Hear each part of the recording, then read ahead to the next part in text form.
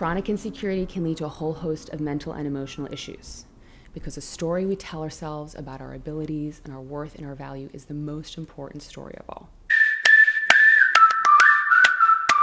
Dear Dr. Arianna, every day I feel like I deal with crippling insecurity that follows me around like a shadow. At work, in social settings, even with family sometimes. I'll be having a great day and be doing fine, and then suddenly something small will happen. A random comment from a friend, or I'll forget something at work, or my mother will tell me about my sister's 10th job promotion this year, and wham, I get hit in the gut with doubt and uncertainty and feeling like I'm not measuring up. I even avoided going to my best friend's birthday lunch because I felt intimidated by the girls going. Why am I like this? I'm sick of it. How do I tell this insecurity gremlin to get lost? Each of us deal with unconscious narratives that follow us every day, right? So it's a story that we're constantly telling ourselves as we go about our life, and it determines the way that we see ourselves, the way that we interact with the world around us. I like to think of it as kind of like filters or lenses through which we see the world. A lot of things happen to actually build these lenses that we see through, right? So there's genetics. If you have like anxiety in your family or depression in your family, you know, might have a bit more of a bent to see that way. Your biology. Sometimes you can be born in the same family and have very different personalities. Sometimes people are just higher strung and more relaxed, and that's okay. A big one is relationships. What your relationship with your parents was like, what they spoke over you, what your teacher said about you, what your peers said about you. And finally, a lot of it is our experiences. Whether it's moving from country to country, or whether it's having a trauma in your life, or a loss, or even bullying, all of these things help shape kind of these filters and these lenses through which we see ourselves and the world. So part of what I do when I work with people is start to bring these narratives to the forefront and examining some of these lenses to discover the stories that we're telling ourselves about our abilities, our worth, and our value. If you don't take control of your own narrative, then you're going to default to what everybody else has said or what the world has thrown at you.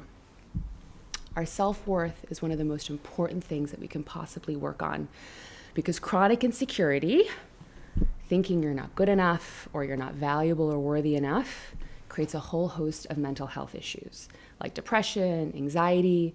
It's also a contributing factor to things like eating disorders or substance use disorders. It's so important to living a healthy and fulfilling life because these beliefs that we have about ourselves impact everything that we do, right? So our daily habits. Am I going to take time for myself this weekend and do some self-care, or am I going to overextend myself for others, as always? It impacts our relationships, not only the ones that we choose to engage in, but also the ones that we already have. Am I going to tolerate abusive behavior or put downs? Why do I always end up with the same emotionally unavailable person? We are more likely to accept people in our lives that don't treat us with kindness and respect. And also, we will constantly neglect ourselves and forget ourselves in relationship, and that's not pretty healthy either, right? It also impacts what we do, our jobs and our careers. Am I going to go for this job promotion that I deserve? Will I go for this job, or do I feel like I am not worthy of it, or I can't?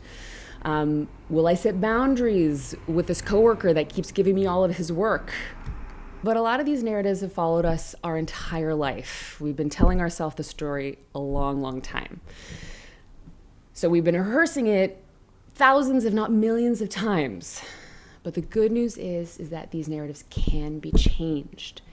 It just takes some intentionality and it takes some effort. So, my gorgeous friend, I'm going to give you 5 things you can do to start working on this, okay? Number 1. Talk back to your critical voice.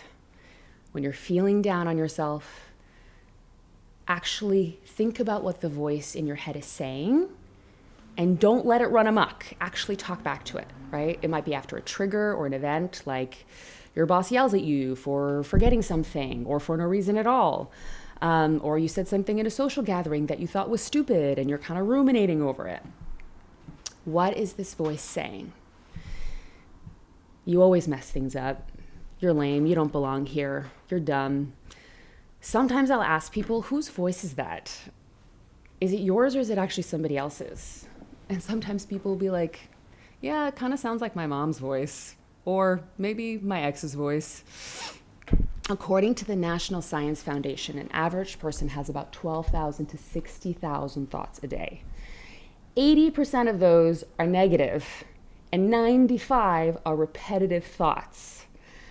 So, the more you think certain thoughts, the stronger they become, right? It's like your brain is like a muscle. So the muscle of your mind will get stronger and stronger the more you think a certain thing, and that will be your default, right? We call them automatic thoughts. That means that we have to work at creating new and healthier thought pathways, and neuroscience shows that this is absolutely possible. So, ask yourself, is this thought true? Is this thought helpful? What would I tell my best friend in this situation? When you've restructured that negative automatic thought, rehearse it, repeat it, meditate on it, write it down. Neuroscience shows that this is how it happens. You have to keep repeating it and create a new habit of thought. Rehearse your real worth. Research studies have shown that this is actually an exercise that can practically help you once your self-esteem has taken a big hit, okay?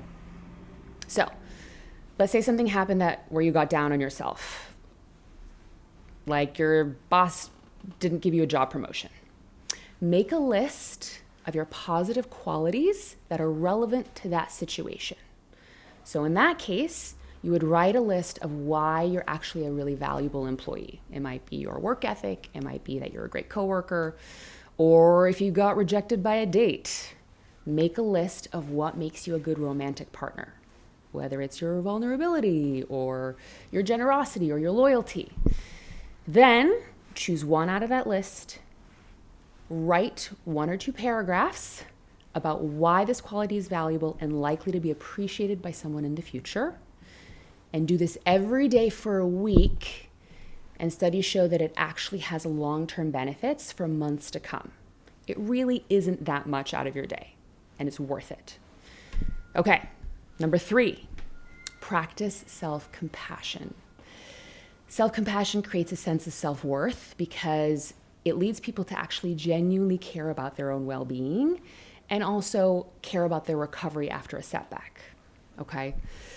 Dr. Kristen Neff, who's the author of the book called Self-Compassion, she talks about using self-compassion as a way to calm our self-criticism and promote mental, physical, and emotional health. She says that when we're self-critical, our stress level goes up, which means that we actually pump out a lot of unhealthy things in our body, like adrenaline and cortisol. And it's a double whammy because when you criticize yourself, you're both the attacker and the attacked.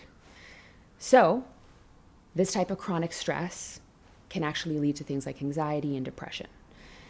People with high levels of self-compassion demonstrate 3 qualities.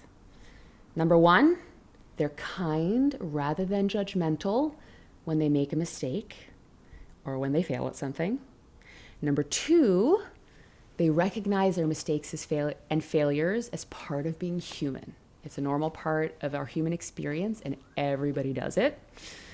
Number 3, when we stumble or fall short, they take a balanced approach to their negative emotions, which means that they acknowledge that this sucks and they feel their feelings, but they don't let it take over. So they do things to help themselves feel a little bit better, healthy things, and they don't kind of sit in it or let it dictate their behavior. And the thing is, research also shows that people who kind of have high self-compassion typically have greater motivation to actually improve themselves. And they are more likely to report strong feelings of authenticity, which is a sense of being true to oneself. How awesome is that? Both of these things are contributors to having success in relationships and in our careers. And so the good news is that these traits can be cultivated and enhanced through practicing self-compassion. Okay, number 4, develop your skills and abilities.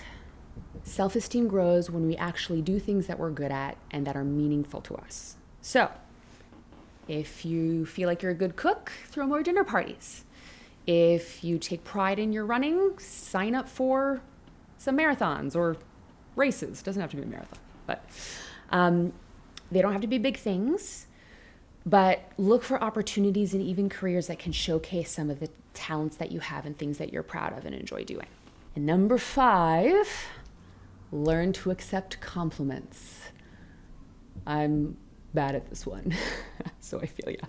So it can be very hard for a person with low self-worth to actually accept and internalize a compliment because it feels like it comes from another world, right? It kind of conflicts with the kind of narrative that they already have about themselves, right?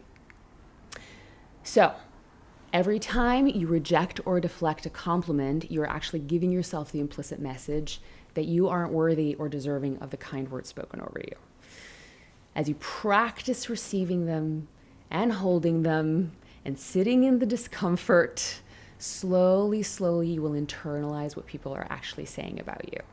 So when you receive a compliment, rather than automatically shutting it down or deflecting, practice by simply saying, "Thank you," or "So kind of you to say," and then sit with the uncomfortable feeling for 5 seconds. In time, the impulse to deny or rebuff them will fade, which will also be a nice indication that your self-esteem is getting a bit stronger. So remember, chronic insecurity can lead to a whole host of mental and emotional issues because the story we tell ourselves about our abilities and our worth and our value is the most important story of all.